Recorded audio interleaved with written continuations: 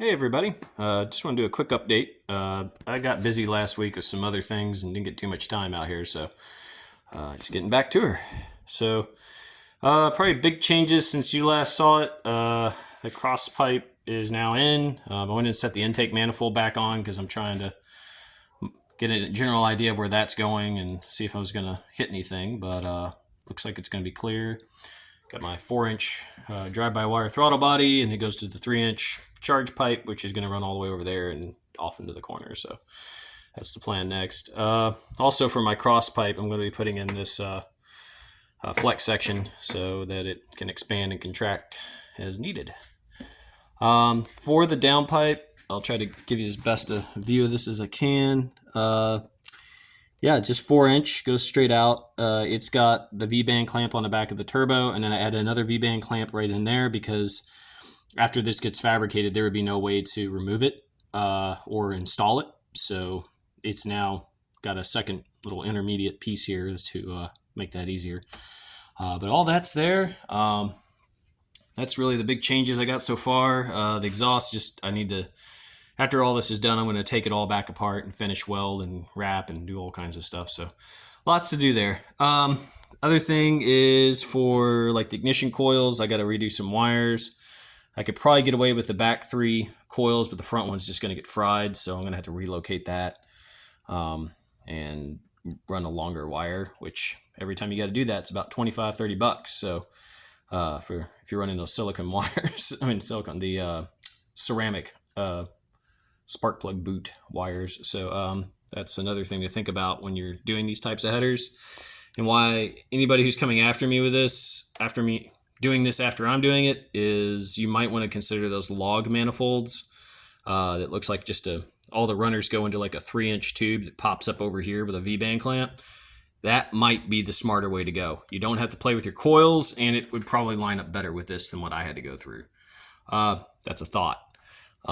Anyway, so with that done, also the ABS module by request. So what I did is I just drilled a hole right there into the plastic casing and then bent the ear of that bracket up and put this little rubber grommet in there.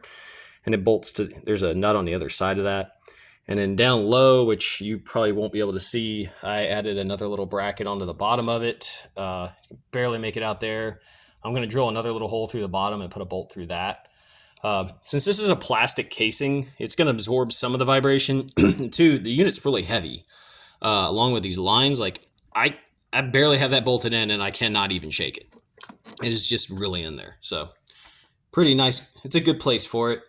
When you're doing this, though, take into consideration that your lines need to clear the underside of the cover for the e-box, because water does run down in this area, and water definitely can go down into this box, and just from the natural design of the car, and might end up in your cab. So be conscientious of that when you're putting all this together. But that's everything up front. I did get the underside fixed up. It's all just tacked in. I just got that done here a few minutes ago, and I'll try to show that to you.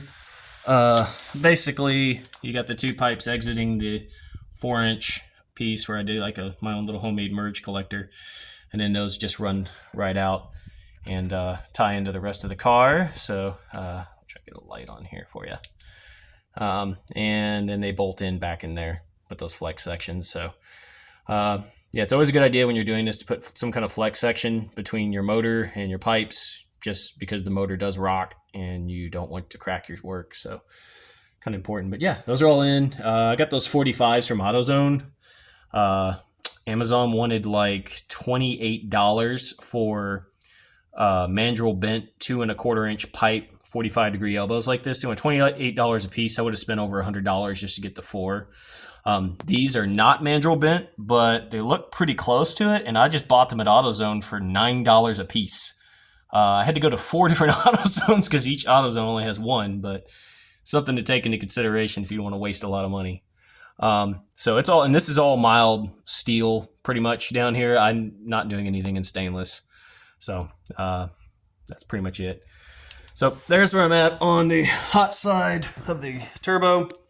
Got my Mishimoto intercooler here. That was a really good suggestion. It came in and I'll be working on that a little bit later. And then there's a lot of other stuff to do here, but kind of got my list together of just all the different things I need to do.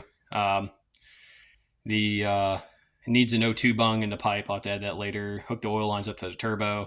Water pump. I'm going to be screwing 2 fittings into the water pump. And that's because I blocked off the heater core fittings. The turbo is occupying that space now. So I'm going to drill some holes into the water pump and run some new fittings out to connect onto that. That's going to be a little fun to do. After that, just the wiring, put the intake manifold back on, get the intercooler done.